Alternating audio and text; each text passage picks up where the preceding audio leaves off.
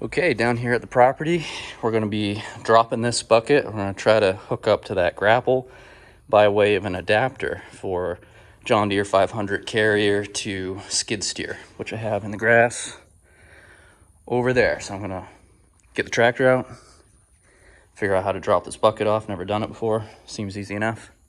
And then pick up that adapter. And then we're also going to be bleeding out the old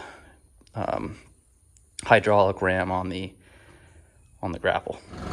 So I think how this works here, you pick up these pins, or pick up the pins, you undo these pins on either side.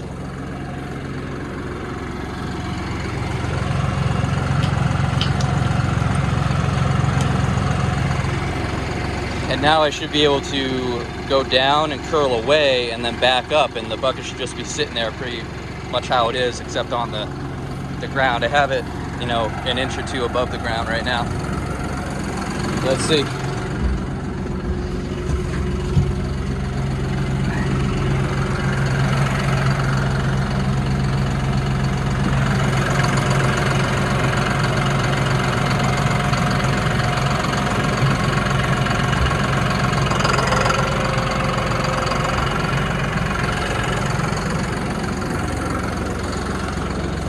Easy peasy. So now I'll go bring the tractor around here.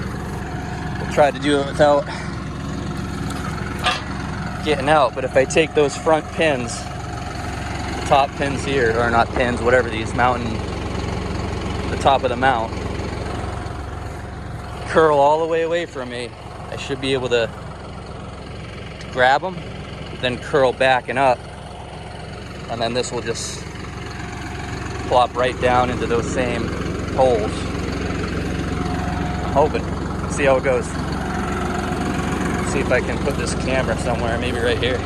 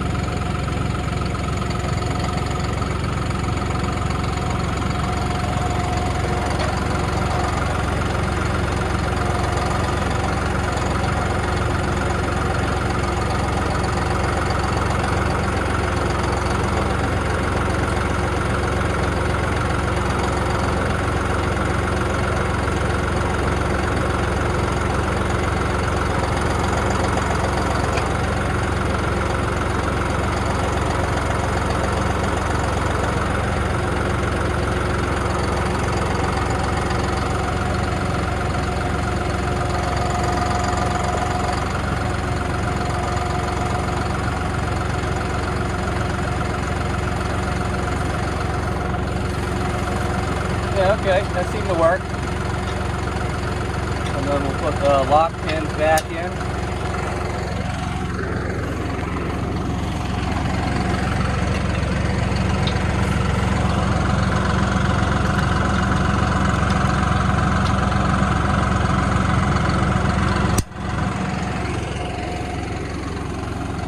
And there you go. So now I can do skid steer with the John Deere 500. Originally, when I ordered this tractor, I wanted the loader with the skid steer. I actually wanted Global, since the Global seemed, you know, more stout, but this was the only loader they had without waiting 6 months to a year to change out the front end. So when I found out that they had this adapter, I guess I can get best of both worlds, meaning with the John Deere 500, I can get the most lift capacity with this bucket, and then in cases where I need an implement like my grapple, that happens to be skid steer, because I bought it aftermarket or used. It's not a John Deere implement or a Frontier. In fact, this is a Frontier implement here. This is the SA21E, if I remember right. So basically how I think it'll work is once I get I'm going to bring it in there, we'll do the same thing with the grapple now, except we're going to hook the grapple with this and lift it up, and then you come in here and you push down on these rams that extend down into the implement to lock it in place. All right, it's enough blabbering. Let's go get the grapple. Okay, I got the grapple in the container here. It's on its face, so it's, you know, pretty extreme angle, but I think might be able to get the to curl away far enough that I could snatch this up without having to lift it up and drag it out and then, you know, recenter it.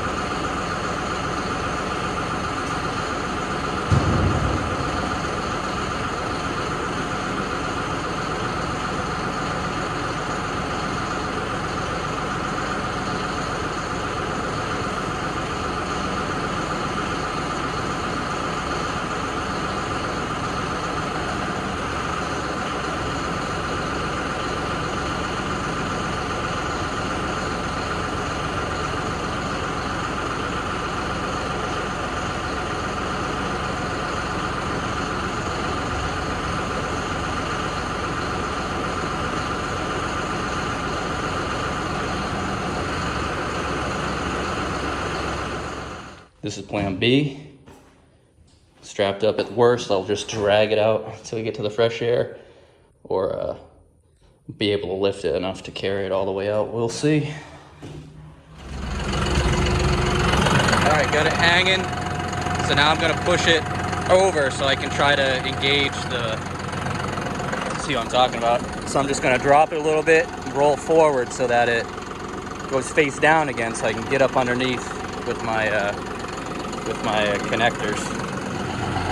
Gonna give this a shot again now that it's propped up real nice.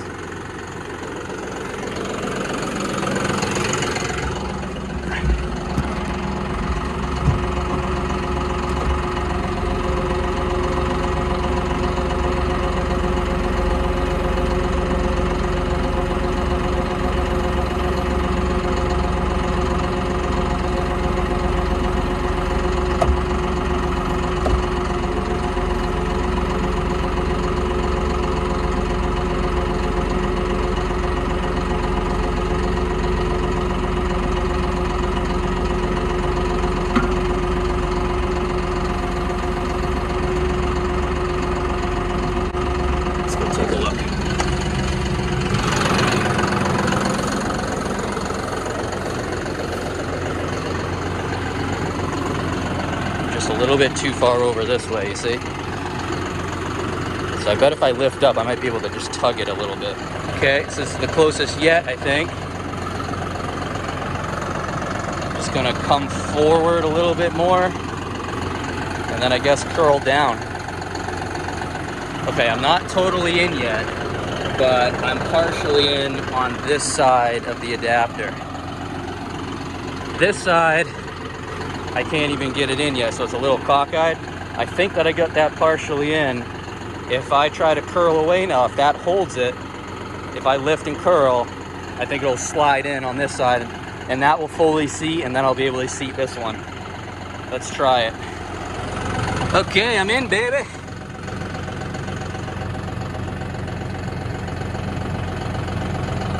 Looks like it anyway.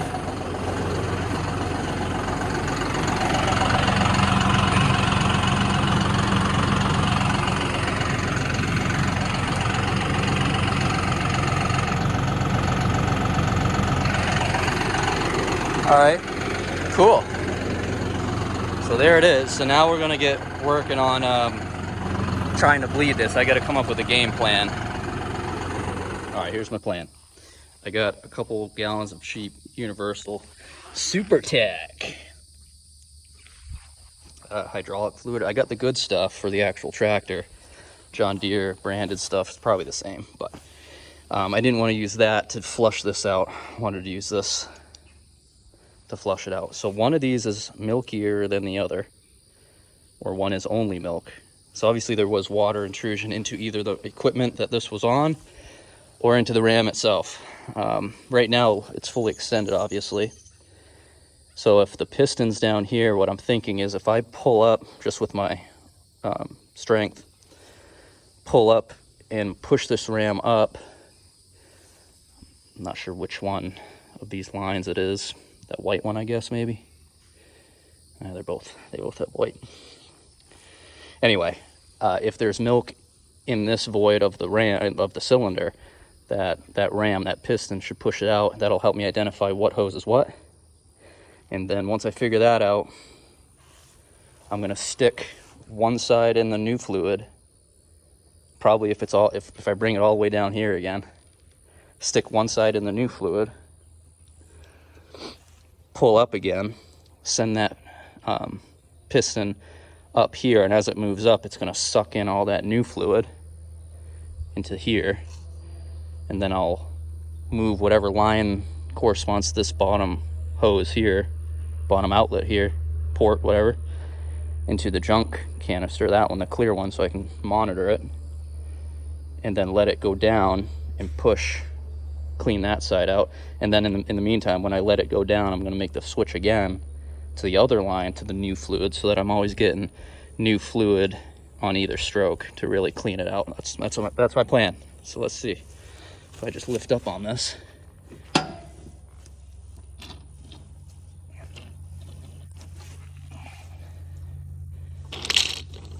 Okay, so when I lifted up, this top line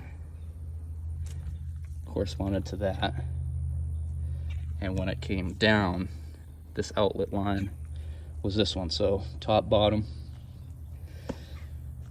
I wonder if I can mark that somehow. You know what, I'm gonna run a zip tie over the bottom one so I know what one's bottom, and then we'll get started flushing.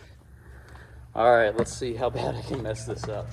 I already got a little bit of the contaminated fluid in the flusher fluid, but that's okay. We'll do this however long I need to, I suppose, to protect the tractor as best I can.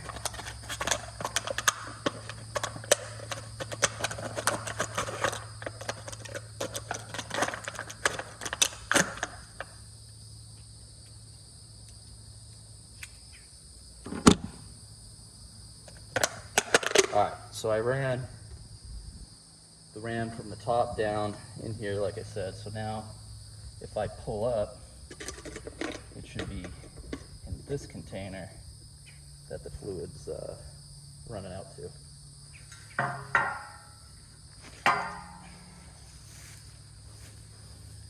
wish I had another jug like that.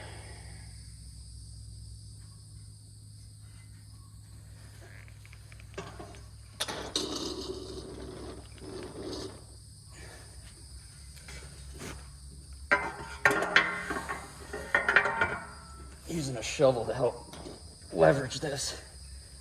That looks promising.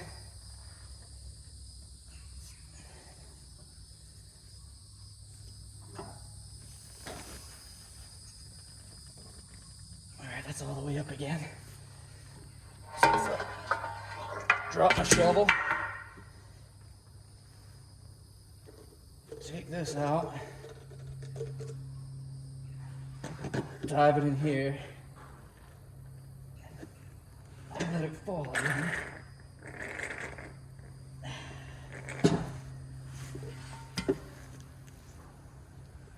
Okay, so that's what came out. Let's see what happened there. Okay, that's what came out of the top of the piston. So it's starting to get new fluid in it. I'm gonna have to keep doing this. I think I need to zip tie this someplace a little better.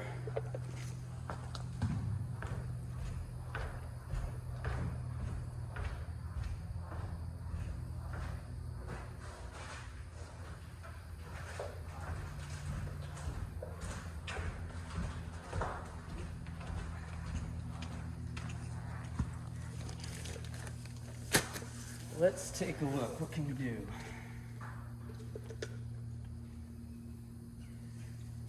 Something so it doesn't tip over. All right, so I have new fluid again in the top. I gotta talk to myself because I'm gonna get confused.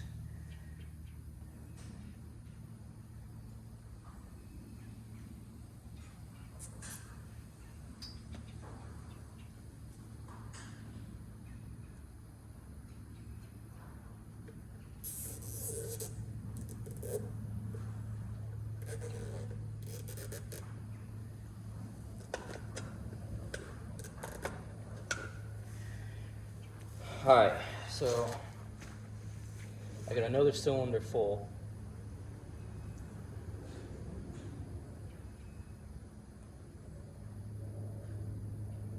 So I gotta switch these, right? So now I gotta go over here again.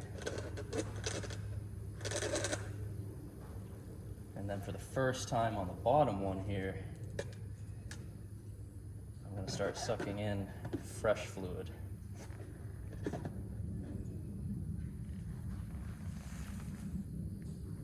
Right, because now I'm going to start filling the bottom of the cylinder. So I'll get my shovel out, start pulling up.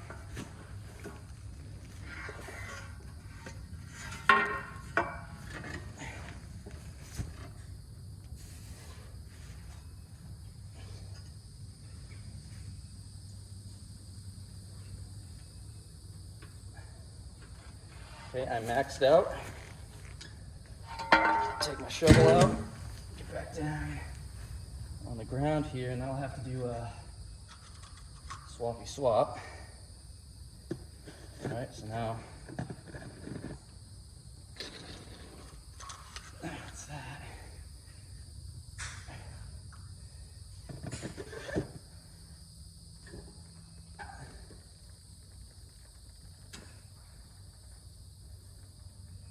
It's gonna overflow. No.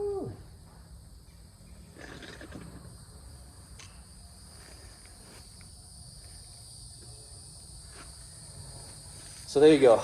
I gotta figure out a jug situation, but I'm just gonna keep doing that a few more times. Up, swap the lines down until I get at least all of that and maybe another round through. And then I'll be back on how to try to hook this up to the tractor for the first time. What do you think?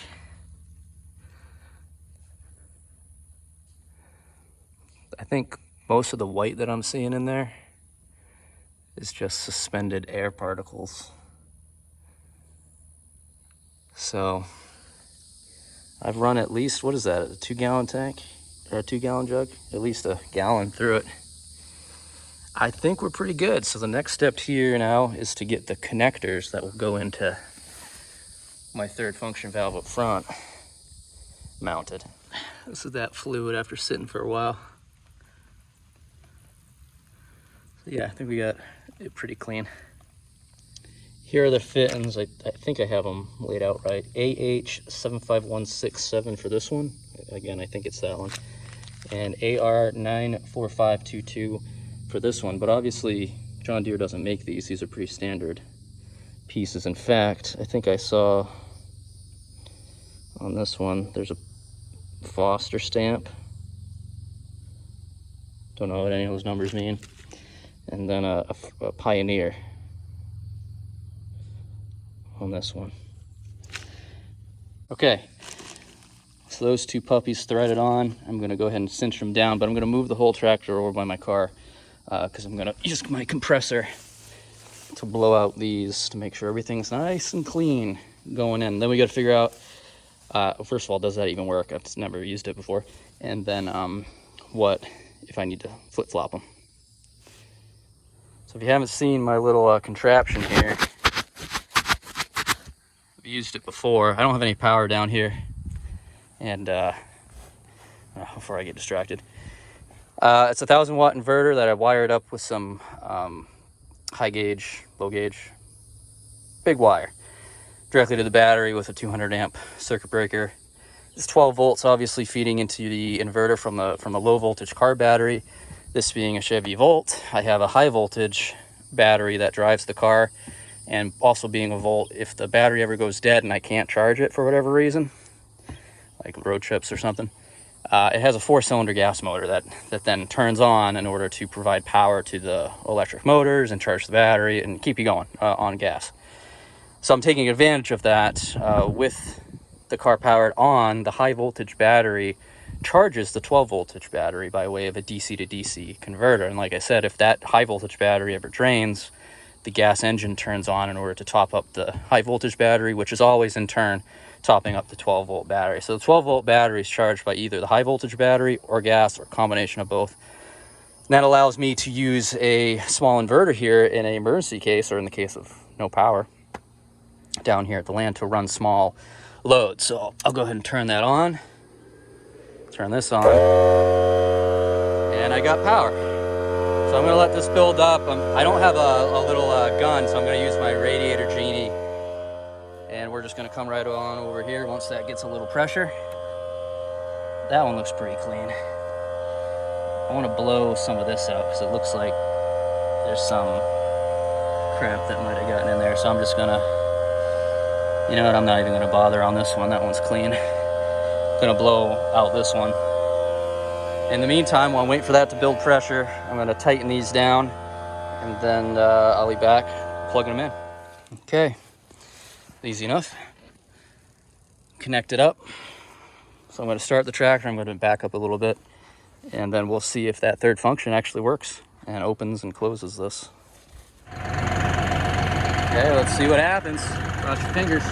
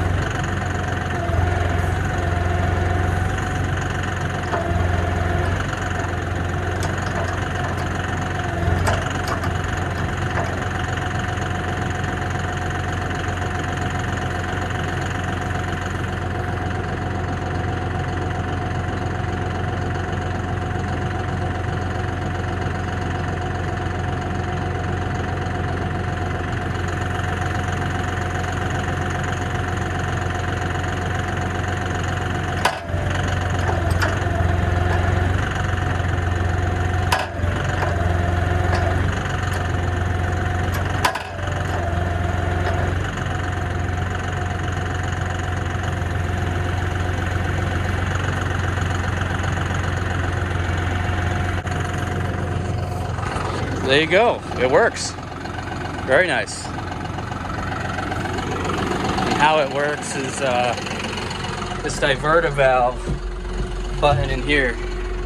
So if I push down, it closes, and up, well, it goes up. So that's fully, so that's curled all the way back and fully open. I wish it opened a little bit more, but I think that'll probably do for my needs. Gotta figure out the best way to route this, and then we'll go test it on a tree. So So let's see how that works. I just did a couple zip ties up here temporarily to try to keep the lines up and behind all the sheltered here. So I'm going to try articulating it, curling it as far as I can, and making sure there's no tight spots.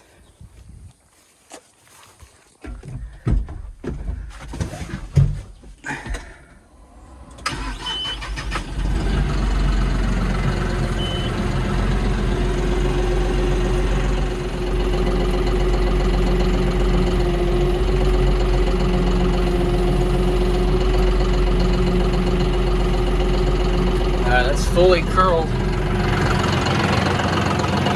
think.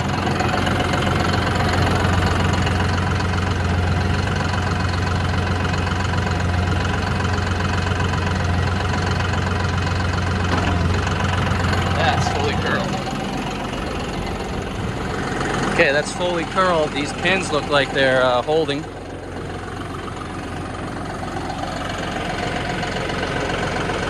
And yeah, that seems good. I'm gonna put a couple more zip ties around that, and let's go get our first tree with the grapple. So I'm gonna come in and try to grab that whole big bunch right there, and I'll probably have to cut it back here, and maybe in 2 trips have this whole tree done. Easy peasy. Might have to do 3 trips, but yeah, that makes it a heck of a lot easier. First dump.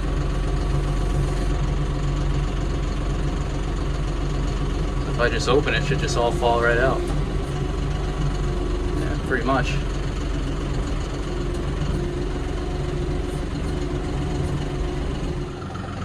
So this was the 3rd trip, but I managed to get in here, snatch everything else. That's pretty much it. There's a couple small pieces left, but man, that's so much easier than using the bucket. I'm a little top heavy or side heavy on this side, but we'll go slow and go dump it. Very cool. What I'd like to try to fix at some point is this, because it's not a very snug fit in there. It's gonna wallow itself out more, but it works. Cool.